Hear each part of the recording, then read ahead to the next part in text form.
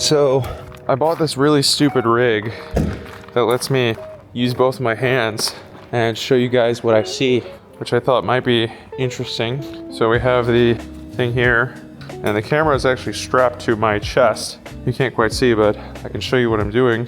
And yeah, I thought it might be fun to just go through and show you guys what I'm doing. Let's just grab some gloves first. But yeah, let's just get started, I guess. Putting on the rest of the connecting rods. Top two are just torqued. This on. Now I'm gonna grab our thread sealant. Let me move this down just because we're gonna be working on these bottom ones anyways. So crap ton of thread sealant. It's not thread sealant, we're applying the food grade anti-seize to the last 2 or 3 threads on these bolts. So we're gonna do it on the other side as well. Food grade anti-seize. And we actually wanna wipe up the excess. So we grab, wipe up our excess. And now let's grab our nuts. And here's gonna go on with the circly side, facing back. And I'm just gonna hand tighten down these so I can get the rest of these connecting rods on here. All right, these are hand tight. Let's go grab the other connecting rods and we're gonna give them a clean. So let me grab my rag real quick. Let's grab our connecting rods over here. I'm gonna grab the next one in the sequence. This one right here. First, let's dab up all this oil so we don't drip it all over the place. We're gonna take this bearing out in a second. Take these bearings out. Now we'll take these and clean them up. Set this here. We're using gasoline actually as a solvent. It is the best solvent apparently. So that's what I'm using. This is what my AMPs told me to use. So this is what I will use. And surprisingly, gasoline is quite cheap, all things considered. So it's one of the cheapest solvents you can grab in terms of quantity. Pretty much cuts through most all oil. It's cleaned. Give this a good cleaning.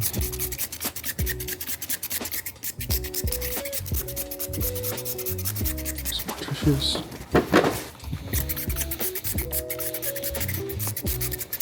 And the oil was on there so I could protect it while it was sitting. You didn't want it rusting while it's sitting long term.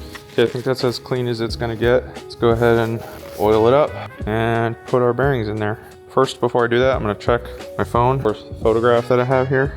And we can see that this one in particular, I'm looking for the marking. So the 3 would be facing this direction. So we have crankshaft looking at it from this angle, and we can see we have our 3s poking out at us like so. So if we look carefully here, we have a 3 and a 3. So the orientation would be here, and then we have another 3 on here, I believe. So it would be like, let's oil it up. Our bearings on there. And some people say you don't need to oil really the below the seat for the connecting rods, but it just helps it, the bearings slip into place. Really, that's the only purpose it provides. Although some people will say otherwise. Grab our bearings. Now there's a groove here that we line it up with, and you just press it into place, and it should line up well enough. Now we oil this a little bit. Ooh, what's that? I don't like that. There's a little shaving there. Grab some more oil. Okay, looks good. Now our 3 goes on this direction, like so. But I need to oil this up real quick. Oil up the bearing surface so it fits nicely on there. The 3 goes here, and it just goes on. I'm gonna leave it there for a second. The pressure will keep it on there. We'll grab the bearing, slip this in the groove, and repeat this 2 more times. It's a little bit out of place. Go. Now the 3 lines up with the other 3, and that looks good to me. Now we can go ahead and put our bolt holes through. We have our bolts here. These are expensive, as I say a lot, but it's just the truth, sad truth. These go in like so. Should freely go in though. More, some oil. There we go. This one goes in smoothly too. You're both in there. Now we can apply our food grade anti-seize. We'll wipe off the excess. And we'll put these. Now that's not tightened down to spec, but neither is this one. So now we're gonna go grab the bottom 2 and clean them up, get rid of all the stuff there, and just install them and then torque them down, eventually at least. And just absorb as much of this oil as I can. Pop these old bearings out. Now, let's go clean this up.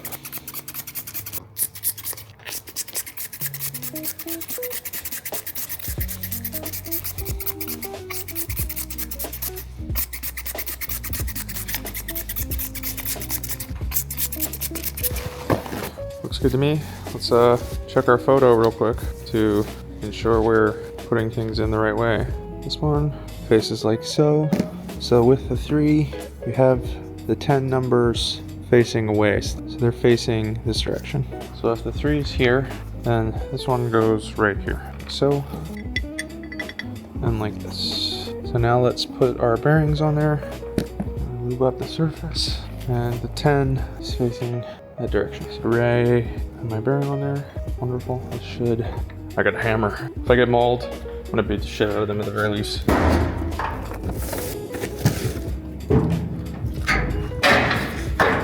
Got the AAAs, and we haven't been mauled yet, so that's good. All right, let's grab a screwdriver, open this bad boy up. Where did I put it? Here it is. Screwdriver.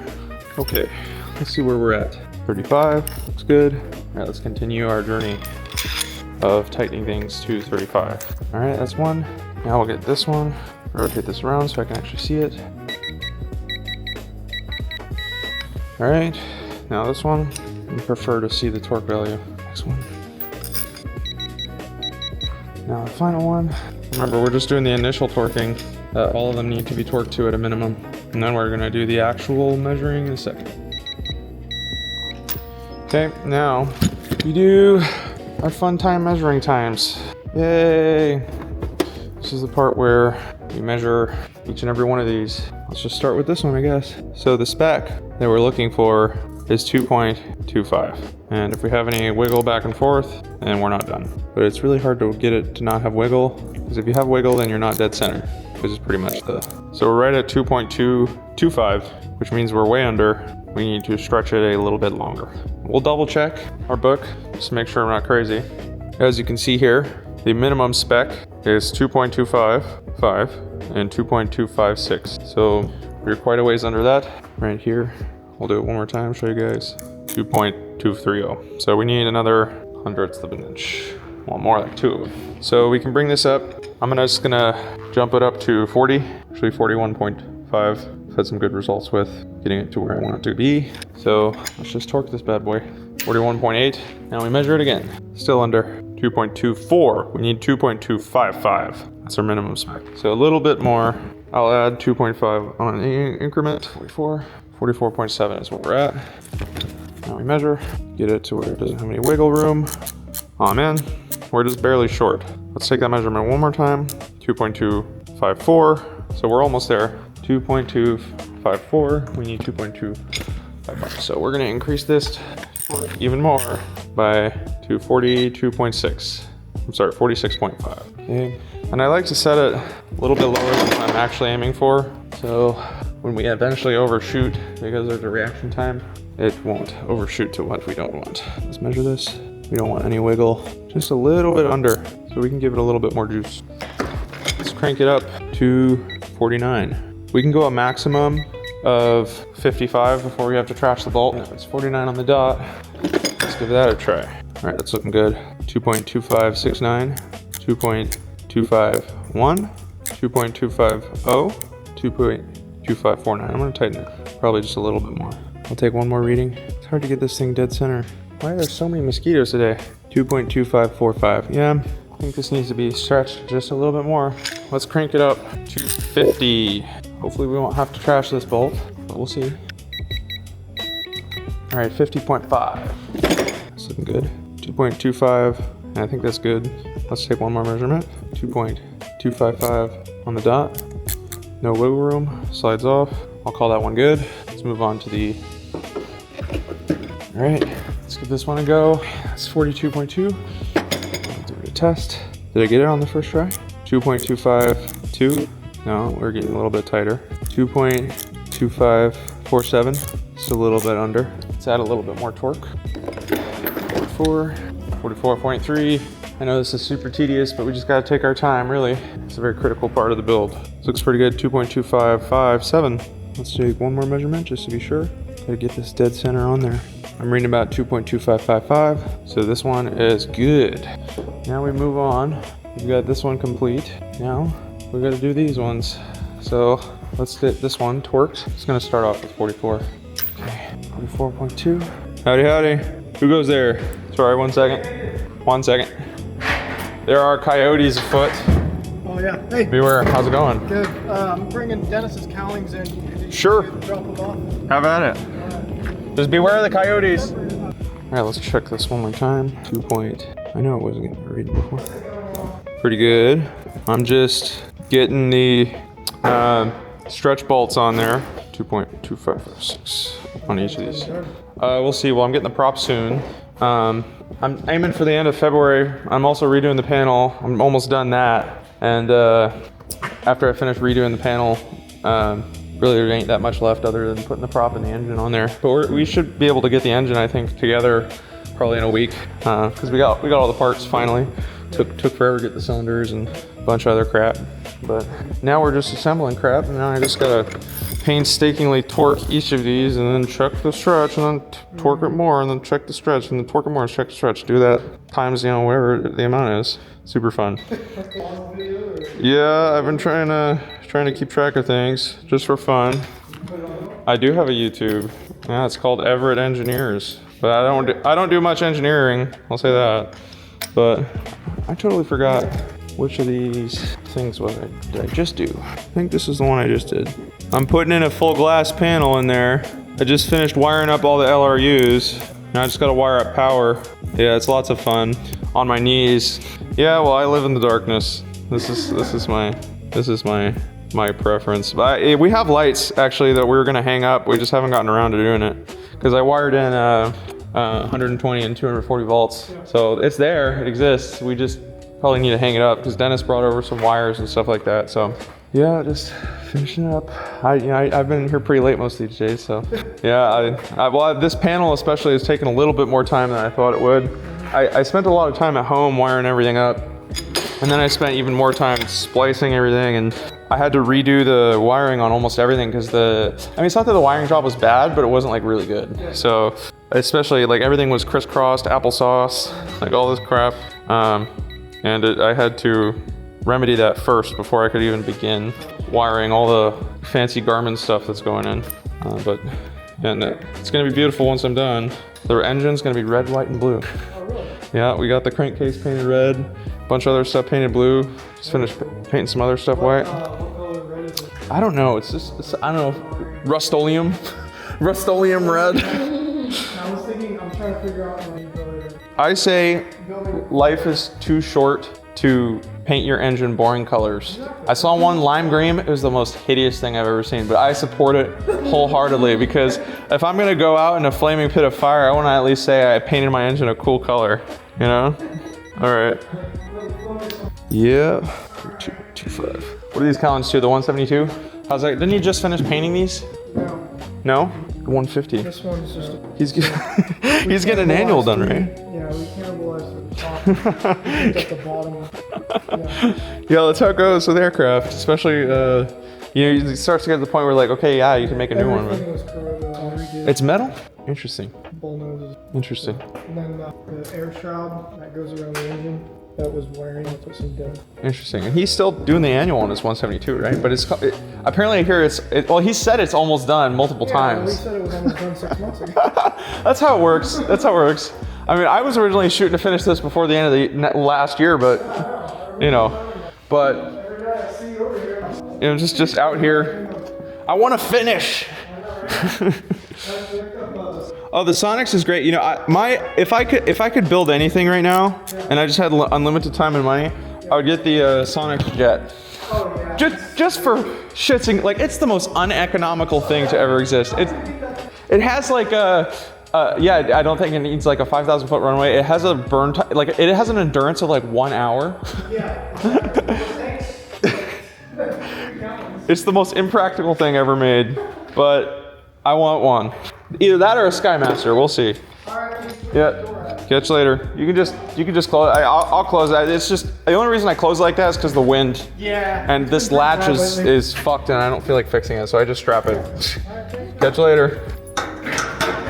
Okay, we're gonna increase this to 44 because that was not enough. Right at 45, which is actually what we were actually aiming for.